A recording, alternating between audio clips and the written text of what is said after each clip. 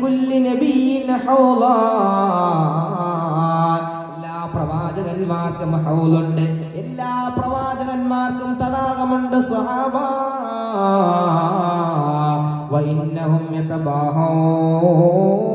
അന്നഹും അക്സറു വാരിദാ വഇന്നി അർജു അൻ നകൂന അക്സറുഹും വാരിദാ.